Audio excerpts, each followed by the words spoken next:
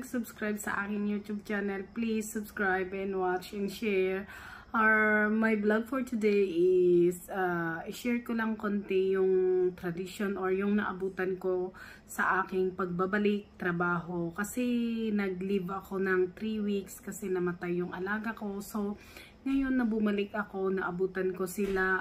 Akala ko mag-iiba yung pakikitungo. Syempre, kasi nawala ako ng 3 weeks. So, ayun pa din naman. So, I'm so lucky na pareho pa din naman yung pakikitungo nila. Nasabi nila bakit daw ang tagal kong nawala. Sana andito na ako. And nag-ask sila na sana I will not leave them. So, ayun guys.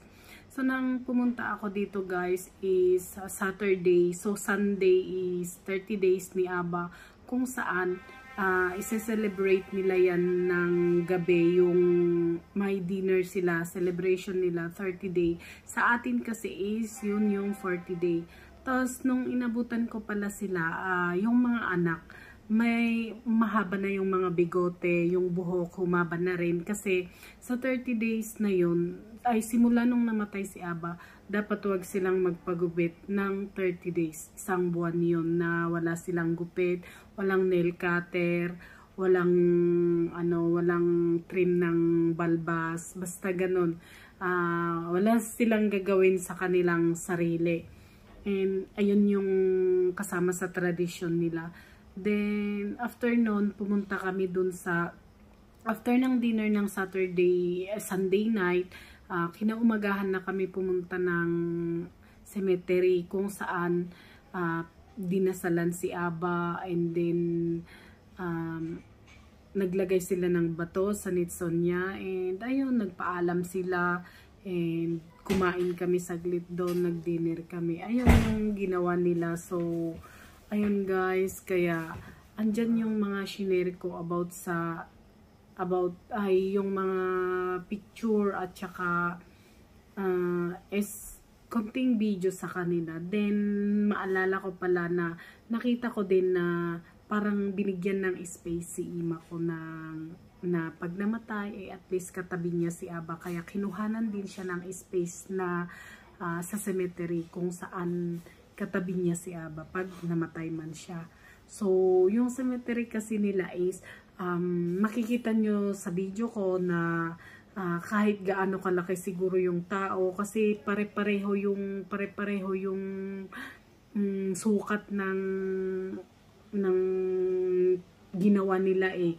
Kasi, nung nakita ko si Aba is parang nakayuko, hindi naman siya exactly na nakahiga, kasi ang ginagawa nila dito is sa lupa talaga nila nilalagay, then tinatabunan ng lupa din. Di ba sa atin kasi is nilalagay sa kabaong, sila is tela lang, tas diretso na dun sa hukay, then tabunan ng lupa, then sa ibabaw na lang yung dedesenyohan nila ng nitso, yun na lang yun. Pero wala siya dun sa parang na form na nitso niya.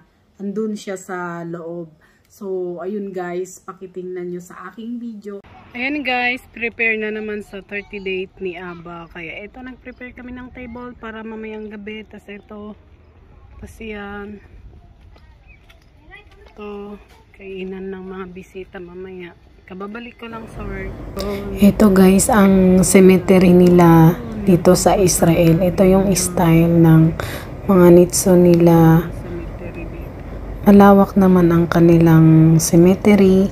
And then, ito, maganda yung pagkagawa. Tas, kay Aba ko, andun sa pinakadulo. Hindi nyo makikita kasi hindi pa namin narating. Pero ganito na rin siya. At ito guys, yung bakante na lupa na kung may mamatay man dito ay ito, hukayin nila, tas ibabaon dyan sa loob niyan na ganito, magkakapareho po lahat yung sukat. So, walang malaki, walang maliit.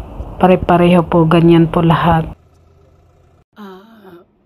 Gusto ko din palang idagdag guys na yung benefits ko wala akong kinuha kasi Ben Gurion or bitwak ako, lahat ng benefits ko is napunta sa Ben Gurion, kung saan yung Ben Gurion is parang alkansya ko din yun, na kung uuwi ako or mag for good ako, saka ko lang siya makukuha.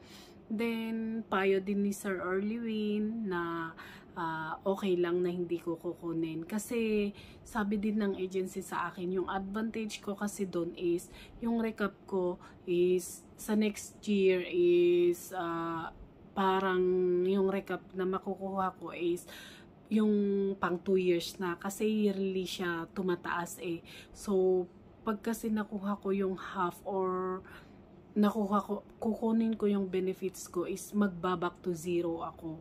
So, dahil same house din lang daw ako, so, okay lang na i-continuous ko. So, magkaiba lang yung employer ko, pero same pa din na bahay yung trabahuan ko. So, yun, continuous daw yung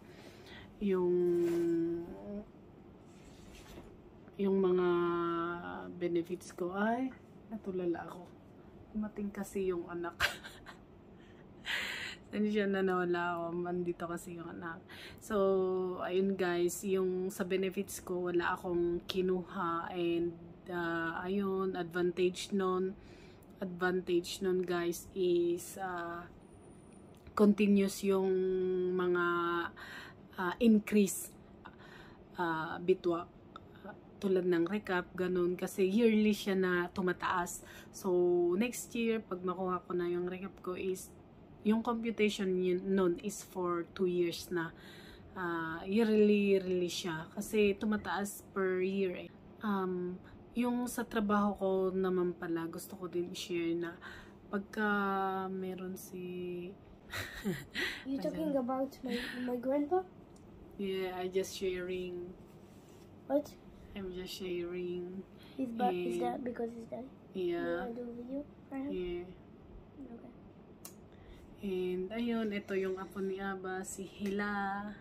Ayan, sa ganda-gandang daga. And ayun guys, so same din, mas lalong bumigat.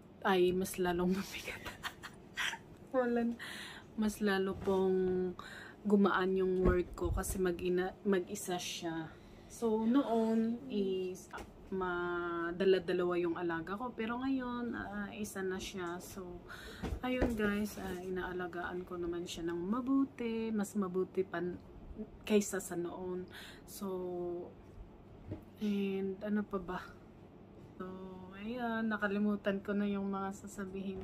Ayan na guys, kasi andito yung apo ni Ima, hindi ko alam yung mga naisip ko, nakalimutan ko. I forget what I will say.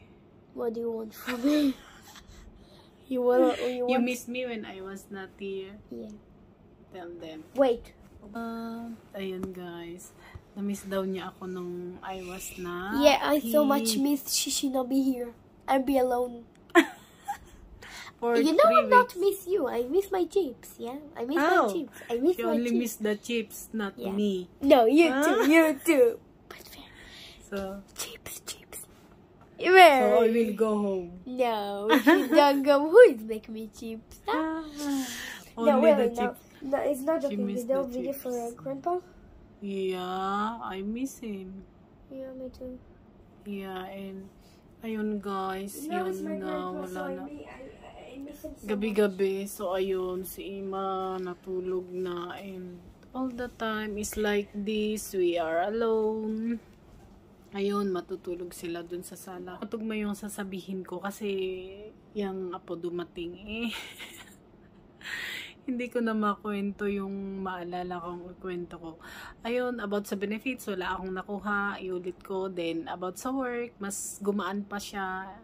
Mag-isa na, mga chances pala sana ako na magtrabaho sa Tel Aviv or sa ibang area, diba? Area 1, chance ko na sana yun, pero hindi ko ginawa. Tas maraming mas mahal ang sahod na offer, nasa 7K nis, 8K nis. Maraming nag-aaya sa akin sa Isavta kasi nag-register ako doon. Maraming nag-aaya sa Rishon, sa Herzliya, Tel Aviv, pero hindi ko grinab yung mga opportunity na yon kasi inisip ko din sila na napamahal din ako sa kanila. Tas alam ko na yung hindi ako tumingin sa salary. Kumbaga, ang tiningnan ko doon is yung communication namin or yung attachment ko sa pamilya nila, na sanay na ako sa kanila. Then alam ko na yung mga ugali nila, na kahit minsan hindi may pagkasungit, kasi ganun din ako sa kanila. Sinusungitan ko din sila pag alam nyo na babae naman. So ayun guys, parang ayaw ko nang mag-adapt ng new environment again, na kilalanin mo, tas yun, baka mapunta ka pa sa mga maling pamilya. Itong napuntahan ko, okay naman, wala namang problema. Sa salary naman, okay lang siya, kasi ang salary ko ngayon is 5,200 NIS. Kasi yung dati is 5,400. So parang bumaba, pero okay na din yun kasi wala naman akong masyadong trabaho. Gumigising ako 7:30 to 10 lang yung work ko. Then upo-upo na, ganon. Wala masyadong trabaho dito. And ayan, 8:30 natulog si Ima. So lalo pag taglamig guys, maaga siyang natutulog, alas 6, ganon, kasi maaga na yung maagang nagdidilim. Kaya yun guys. So ayun, wala na. And salamat sa panonood, at sana may napulot kayong aral ba about sa hindi pag-accept sa mga sa trabaho, kasi marami talaga dyan ang baka mapunta ka sa mga maling employer, ganon. Kasi mostly ganon, marami kang try out, mabait sa una, 1 week mo palang mabait, pero pagkakuan hindi na. Kaya ito, satisfied na ako sa kanila, so dito na ako. So good luck and bye bye guys, tulog na, bye, good night.